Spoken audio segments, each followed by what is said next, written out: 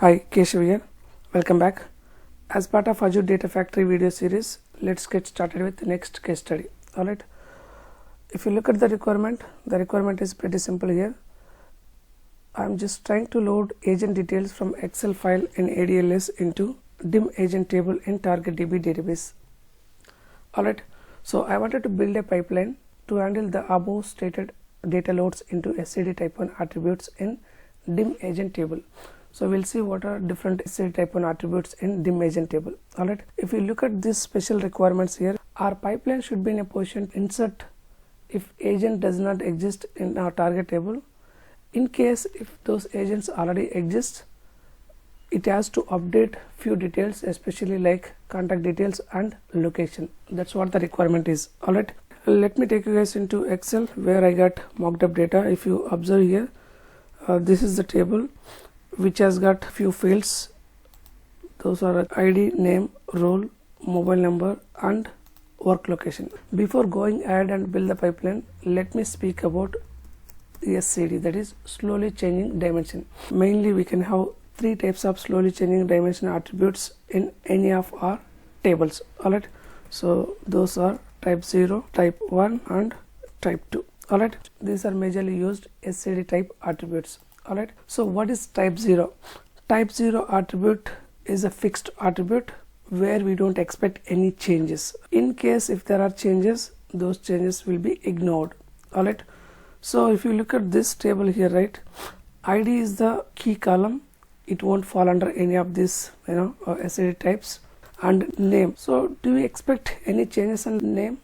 We don't expect, right? For any specific agent, name never be changed. Even though he is changing one location to other location, his name never be changed. So name is the perfect example for type 0 where we don't expect any changes.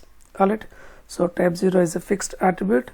Whatever the attribute we have fixed values, that attribute we can make it as type 0. Alright, so here name is a type 0 attribute. And role, of course, if you want to maintain history, of course you can maintain, or else if you don't want to maintain history, you can just go ahead and update. But for now, let's ignore role. And mobile number, if you take mobile number, so do you think it's required to maintain any specific agent's previous contact number and current contact number? Not required, right? So whatever the active contact number, that is enough to communicate with him. We don't maintain historical data, so we expect changes under this attribute, and if there are any changes, those changes straight away will be updated in the field. That's it, right? So this is best example for type 1. If there are changes, straight away we'll update them. That's it. We don't maintain old records.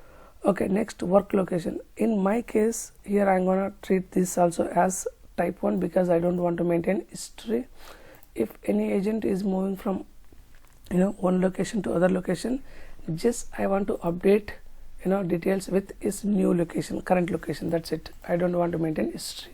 If I don't want to maintain history, if I want to just go ahead and update the changes, so what I can do, I can make this as type 1. Alright, so in this case I'm gonna treat these two as type 1 attributes, and this would be type 0. And role, so under this attribute I want to maintain history. Okay, I want to maintain what was his previous designation and what is his current designation, and from what date to what date he was in that designation. So in that case, what I can do, I can make this as type 2. Let's not worry about that now. In this video, we'll see how do we load the data into type 1 attributes. In next video, we'll see how do we load the data into type 2 attributes as well. Alright, I hope this is clear for you guys. And one thing to remember, this SCD concept, it's not at table level, it is at attribute level. What I mean to say is, in one table we might have all of these three types of attributes. One attribute might be fixed, one attribute might be changing, the other attribute we can have even type 2 also. So what I mean to say is, we can have all these attributes in one single table, or maybe if you want to have either of this, either type 0 or type 1 or type 2, it's based on your requirement. Okay, if you don't need to maintain historical data, you don't need to have type 2 attribute in that table. So that's what I mean to say. This SCD concept is not at table level, so that attributes inside that table will be defined based on our requirement, whether it is type 1 or type 2 or type 0. Alright, That's what I meant to say. It is at attribute level, not at table level. Alright, so let me take you guys into SSMS. I'll show you there is a target table, that is dim agent with these fields. Okay, the SCD key, that is integer. I'm gonna create identity on top of that. Once I create identity, it will become auto incremented. Okay, we don't need to insert the value externally into this field. Okay, then agent ID, name, designation, contact number and location. So let me just go ahead and create the table. Fine, it's been created. Fine. Okay, our target table is ready. Now let's go ahead and build our pipeline. Before going ahead and build, let me show you the source file. Under KR demo ADLS, I got development container. Under development container, I got file agent details.csv. Let me open that. If you go to that file, you could see the mocked up data. Alright, these all mocked up records. Let me go ahead and close, and now let's go ahead and develop our pipeline. Alright, I already launched ADF. Let me go ahead and create new pipeline. I'm gonna name it as SCD type 1. Alright, fine. Now let me just go ahead and use the required activity. So in our case, we need data flow activity for implementing all these data loads. Let me go ahead and create a new data flow. Say okay, and let's go ahead and define source here. What is our source? Our source is ADLS, right? We have got CSV file in ADLS. Fine, I got already data set created, but still if you want to just go ahead and create new data set, of course I can show you how to create new data set. Select Azure Data Lake Storage Gen 2, say continue, and our file format is CSV file. Let me just go ahead and select delimited text, say continue. I'm gonna name it as ds underscore maybe ADLS1 because already I got the ADLS created. So let me just go ahead and say ADLS2. Okay, fine. And we got already existing link service. Let me go ahead and use existing link service and go ahead and browse the file. Under development container, I got file called agent details.csv. Let me say okay, fine, and let me check this option. First row has got headers. Okay, say okay, that's it. We are done with our source settings. Now what we're gonna do, we're gonna compare our source data with some reference table, and if there are matches, so what we'll do, we'll just update the details in the target table. If there are no matches, that means those are new agents. Straight away we'll go ahead and insert into target table. That's what we are gonna do. So for that, what we need to join source with reference table, right? So here I'm gonna use target table itself as a reference table. So in case if you have different reference table where we can look up and find matches or non-matches, you can use that. But in our case, our target table itself is a reference table.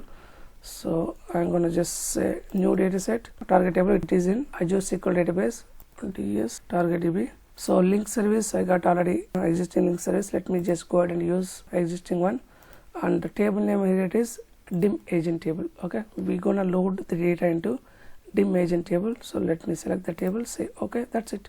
We are done with our source settings and reference table settings. Now what we're gonna do, I'm gonna join these two tables to find matches and non-matches. For that, I'm gonna add the transformation called join.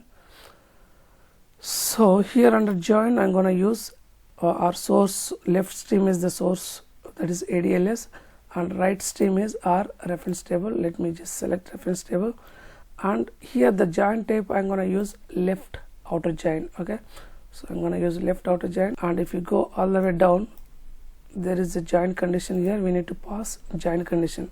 How are you going to join our source with our table? With ID. In our source table it is ID, and our target table it is agent ID. Alright, so we're gonna match ID from source table with agent ID in our target table, but there is some issue here. So those are not joined properly. So what could be the issue? There could be data type issue. Okay, let me just go ahead and check in our source how we are getting the data. Go to projection. If you see here, ID it is coming as string, right? But whereas in our target table it is in integer type, so it has to be converted to integer. And again, if you look at the other columns, varchar. Here contact number is big int, right? Rest all are string, that's okay. Mobile number, it should be big int, equivalent to big int. Here it is long. Let me select long. That's it. We converted our source fields into required data types. Fine. Now if you go to join, it should be resolved. All right, our join condition is resolved. All good. Now we can continue with our pipeline development. So we are joining both these tables, but how do you separate them, right? For that, what I'm going to use transformation called conditional split. Instead of using this join transformation here, of course you can use, there is other transformation called exist. Okay, so by using this you can separate matches and non-matches. Of course you can go for that also, but in my case I'm going to use join, especially left out join. And here in the conditional split, when I add, right, by default it has split into two parts. So one is match and the other one is non-matched. It's up to you which one you want to make match, which one you want to make non-match. Okay, let's go ahead and complete the settings here. If you go to conditional split settings, the incoming join stream, that's okay. So if you go all the way down, there is split condition. We need to give the condition based on what condition we gonna split our source data. So the first split, I'm gonna name it as matching, and the condition I'm gonna pass here is, so I'm gonna compare ID from our source table equals to agent ID from our target table. If both are equal, of course that is matching, right? That's it. So finish. So that is matching condition. This is non-matching. All right. Once you separate matching condition, rest all will be falling under non-matching. All right. Fine. That's it. And once you separate matches, if agents already there in our target table, what we need to do as per our requirement, we need to go ahead and update both contact number and location, right? So of course, if you want to put other condition to check if there are changes in the contact number or mobile number, then only go ahead and update. Of course, you can put those conditions, but I'm not checking whether those are changed or not. Straight away, I'm gonna just update in our target table. All right. So for that, what I'm gonna do, I'm gonna use alter row transformation just to update the details in our target table. So under alter row, we need to complete settings. If you go to alter row settings, down there is alter row condition. You need to pass the condition. What we're gonna do, we're gonna update if condition is true, right? So for that, what I'm gonna do, I'm gonna just pass one true condition here. Here nothing to do, just pass on true condition. Either you can say true or 1 equals 1. That's it. All right. So next, I need to straight away update on target table, right? So for that, I'm gonna add sync. So now let's go to sync settings. I'm gonna use dataset, that is our target table. So what is our target table? Our target table is dim agent table. Fine. Now, okay, it's not ADLS, it should be our target DB, right? So we're gonna update on our target table, right? So it should be target DB.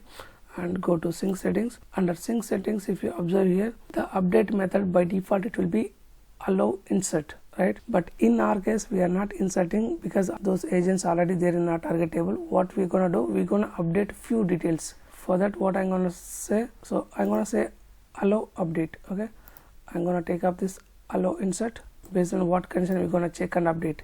So we're gonna check and update based on agent ID. The ID that I'm gonna pass here is agent ID from our reference table, because these are matching records. So just we are gonna match again with this agent ID itself. I'm gonna select this ID column from our reference table itself and go to mapping.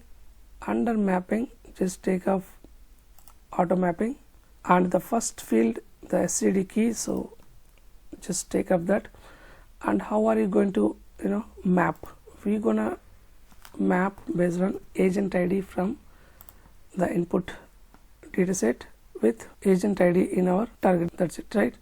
And agent name, if there are any changes in agent name and designation, we are not updating them, just we are ignoring. So we don't need to map agent name and designation. So if there are any changes in the contact number, that is here in our case mobile number, what we're gonna do, we're gonna straight away update in contact number in our target table, and if there are any changes in the work location, we are straight away updating those changes also in our target table. That's it. Alright, all done. So if you want to check how data is coming from this step, right, so you can just go ahead and preview the data. For previewing data, you need to make sure data flow debug is on. Okay, if it is on, then only you can preview the data.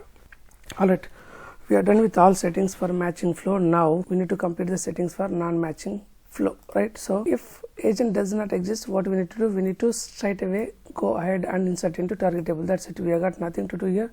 Let's go ahead and add sync directly. So straight away we are inserting into target table. So sync. Now let me go ahead and select our destination table, that is our target table. That's it. Go to settings. It should be allow insert because we are just inserting the records, we are not updating. Alright, so go to mappings. Under mapping, just take off auto mapping, and the first column, that is SCD key, as we got already identity created, so we should not map this column, so mapping should be taken off for that column. Here ID should be mapped to agent ID. So whatever the fields we are getting from our source, those should be matched to our target table fields. Alright, agent name should be mapped to name, and designation should be mapped to role. Contact number should be mapped to mobile number, and location should be mapped to work location. Alright, that's it. So we are done with all settings for matching records and also non-matching records. Matching records, what we're gonna do, we're gonna update values for few fields by using alter row transformation, and for non-matching records, straight away we are gonna insert into our target table. That's it. Let's go ahead and debug our pipeline and see how our changes are being loaded. Say debug. Let's wait for a few seconds. It will be started. Alright, our pipeline is started now. It is queued.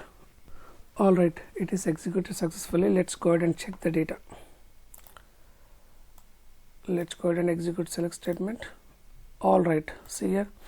So all the records are inserted because we didn't have all these agents before, so all are inserted. I'm gonna just do few changes in our source file, and we'll see how our pipeline is going to handle those changes.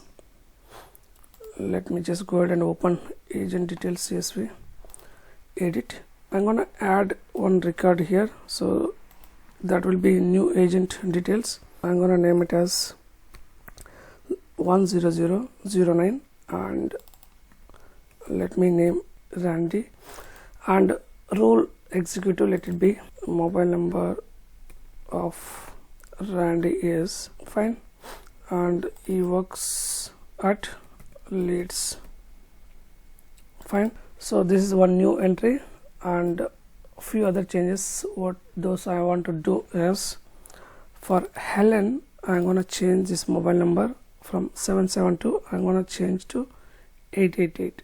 That's it.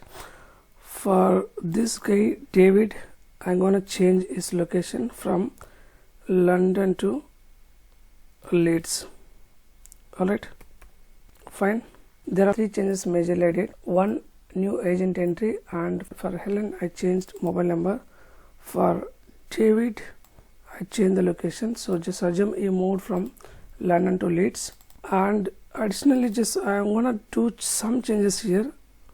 So Donald is currently area manager. I'm gonna make it as district manager, but I don't expect these changes to be updated in our target table because this I'm not handling as a type 1 attribute. Alright, so though there are changes in our non-type 1 attributes, still let's see whether those are being updated into our target table or not.